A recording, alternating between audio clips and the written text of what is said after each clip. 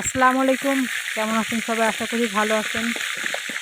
আমরা আল্লাহর রহমতে ভালো আছি। তো চলে আসলাম ছোট্ট একটা ভিডিও নিয়ে আপনাদের সাথে শেয়ার করতে। তো ঈদের ছুটি তো শেষ। সবাই যার যার মতো অফিসে ফিরে গেছে। আমাদের বাবুর আব্বুরও অফিসের ছুটি শেষ।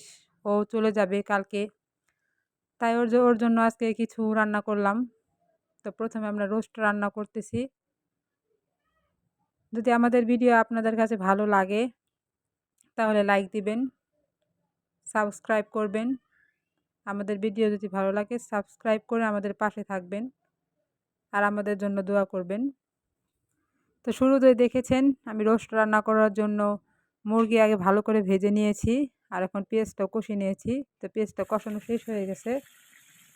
তারপর পুরা রোস্টের মাংস আগে কষাইছি, এখন প্রায় হয়ে গেছে। তার জন্য আমি পেঁয়াজ বেরেস্তা দিয়ে দিয়েছি।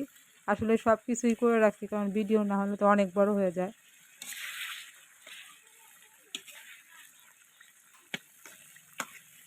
এখন আমি ভালো করে উল্টায় পাল্টায় দিতেছি, ভালো করে সিদ্ধ হয়। তো সবাই আমাদের জন্য দোয়া করবেন। এখন আমাদের রোস্টটা তো হয়ে গেছে। তারপর আমরা পরবর্তীতে চলে গেছি গরুর গোশত রান্না করার জন্য। ওখানে আমার পেঁয়াজ ভালো করে কষানো হয়ে গেছে। তার জন্য আমি এখানে হলুদের গুঁড়া, মরিচের গুঁড়া, ধনের গুঁড়া, পরিমাণ মতো লবণ, তারপর ঘরে বানিয়ে রাখছিলাম মশলা সব কিছু দিয়ে ওখান থেকে দিয়ে দিয়েছি 1.5 চামচ। আর সবচেয়ে বড় কথা হইতেছে আমাদের ঘরে আদা ছিল না। তো আজকে আদা ছাড়া গরুর মাংস রান্না করবো, দেখি কেমন হয়। তো এই তো আদা ছাড়া গরুর মাংস, কালারটা কিন্তু অনেক সুন্দর হয়েছে। আদা দেয়নি তো সমস্যা নাই। তার জন্য একটা মাংসের প্যাকেট মশলা কিনে এনেছিলাম, ওটাই দিয়েছি। তো দেখতেই পাচ্ছেন এই আমার গরুর গোশত কষানো হয়ে গেছে। আমি ভালো করে নাড়াচাড়া দিয়ে পানি দিয়ে দিব। তো এই তো শেষ আমার গরুর গোশত রান্না।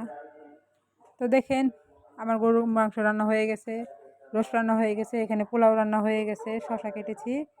আর এখানে আমার মেয়ে পাখির সাথে কথা বলতেছে, আর পাখির নাম নিশি। তো আমাদের জন্য সবাই দোয়া করবেন। আল্লাহ হাফেজ।